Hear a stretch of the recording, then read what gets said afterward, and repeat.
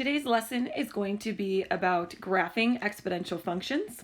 Okay, and remember that exponential functions are the ones that have a variable in the exponent.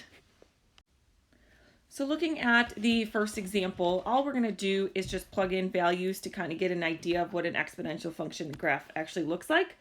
So if I plug in -4, remember that negative exponents do not make numbers negative. They just change the, flip it.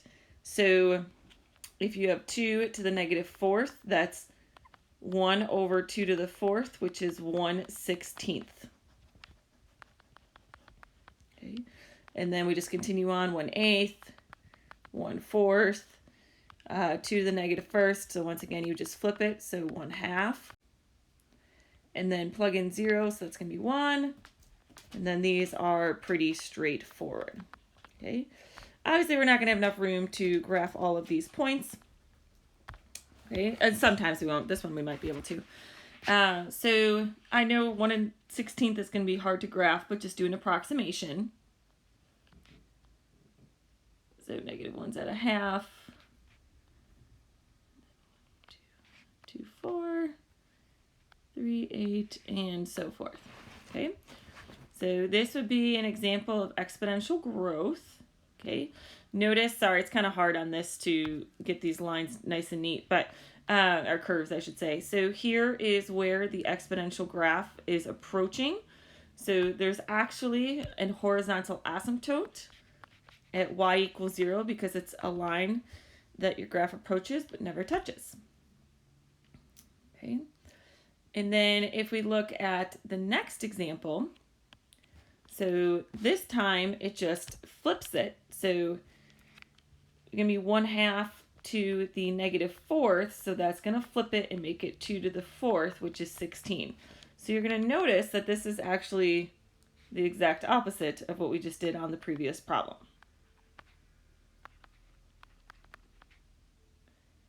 1/4, 1/8, and 1/16. Okay, so if we plot these points,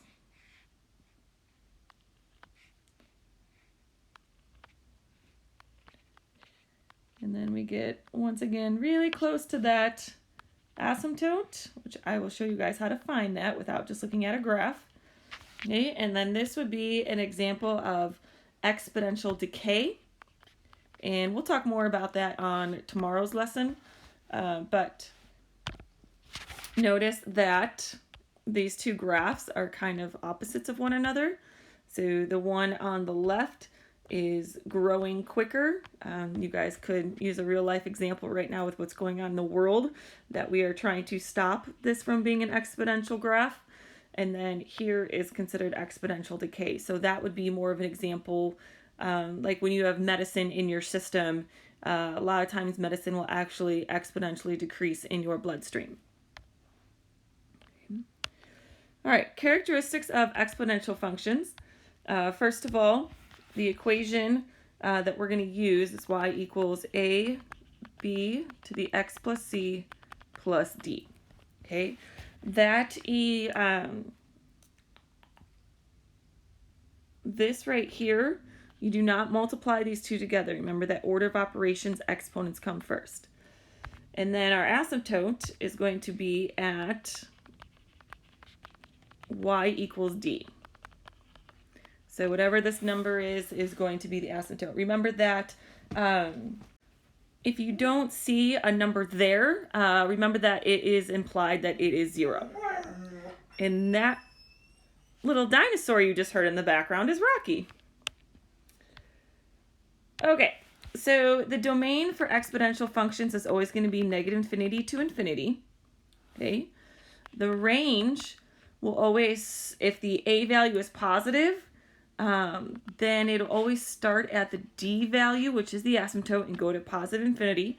Notice that this is an open bracket here, and it's an open bracket because an asymptote is a line that your graph approaches but never touches, so we can't include it. Okay, and then when a is less than 0, that means we come up from -infinity and we stop at d. Okay, all right, so we're just going to go ahead and go to the next slide and practice graphing. We got 3 problems, and that's it for today's lesson. Go back and put this on the other slide right here. If the b value is greater than 1, it is an exponential growth. If the b value is between 0 and 1, this is exponential decay. Okay. Be careful thinking of it as a fraction, because what if the fraction is greater than 1? So for example, 5/4, that's greater than 1, that's going to be exponential growth still. Okay, so first of all, the horizontal asymptote, always start there, so y equals -4. Okay, we'll answer the next part in just a moment. Domain is going to be -infinity to infinity. Since the a is positive, if you're not sure where the a is, it's the number in front of this. So since we don't see a number, it's 1, sorry. So the range is going to start at the asymptote and go to positive infinity. And then we should be good with finding the y-intercept. That's just plugging 0 in for x. So that is 0, -1. All right, how do you tell if a graph is growth or decay? Okay, and actually, all right, so let's go back to this. So in this example, the b value is 3, which means it's going to be exponential growth. Okay. Let's first go ahead and draw in our asymptote. So our asymptote is at y equals -4. Okay. And since a is positive, then that means everything should be graphed above that line. So what we're going to do is we're going to make an xy table. We already have one ordered pair. We have the y-intercept, so this is 0, -3. And then it doesn't really matter which points you pick. Sometimes, depending on which direction you go, you're going to get really small fractions. So it might be, just think about your calculation. So if we plug in 1, that's going to be 3 to the first minus 4, which is -1. And then if you plug in 2, that's going to be 3 to the second minus 4, which is 5. So 0, -3, 1, -1. Let me erase that. And then we have 2, 5. Okay. And then you just make kind of that slide as you connect the points.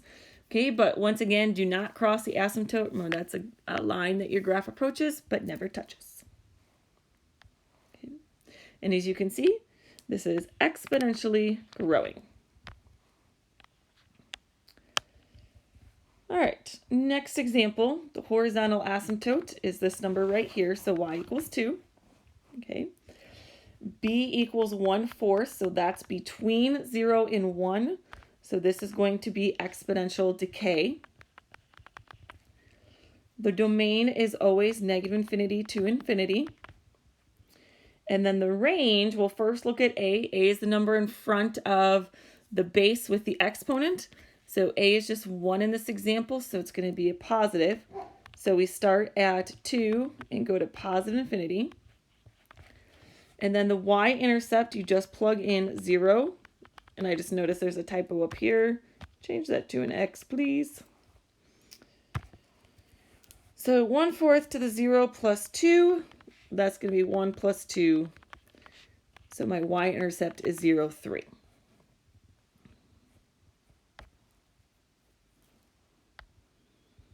Okay, so the first thing we want to do is draw in that asymptote. So it's going to be at y equals 2. And once again, since the range is going to positive infinity, because since a is positive, we need to graph everything above that line. So we already know one ordered pair, it's 0, 3. Okay, I could plug in -1, but that's going to give me, 1 and 3, or I do want to plug in -1, because when I plug in -1, that flips the fraction. Plus 2. So that's going to give me 4 plus 2, which is 6. Okay. And then let's say you went to the right and you plotted 1. that's just going to give you 2 1/4. So notice we're getting really close to that exponential, but we're not, or the asymptote, but we're not touching it. Okay. All right, one more example, and Wrigley's now laying out my notes. There we go. Sorry, Wriggles. First of all, find the asymptote. Here's that example where I said if you don't see a number, it's implied that it's 0. Okay. The base, it's what's being taken to the exponent. That does not include the negative. So it's only being actually taken to the exponent. The negative's on the outside. So this is going to be a growth. The domain is negative infinity to infinity. This time, a equals -1. So that range, the range is going to come up from negative infinity and stop at the asymptote. Okay. And then finally, for the y-intercept, we just plug in 0 for x. So y equals -2 to the 0 minus 3. So that's -2 to the -3rd. The negative is on the outside, so it stays on the outside as we flip it. So that becomes -1/8. Okay. All right, let's go ahead and graph the asymptote. So that's going to be at y equals 0. And we know one ordered pair, it's at 0, -1/8. Okay. And then if you plug in, let's say 2, that's going to be -2 to the 2 minus 3, which is -2 to the -1st, so that flips it, -1/2.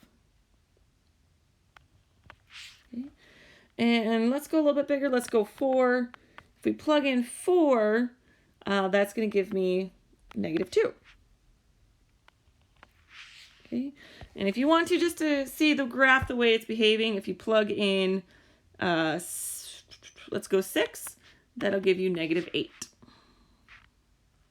Okay. Now, some of you might be wondering why this is growth and not decay, even though it's going down.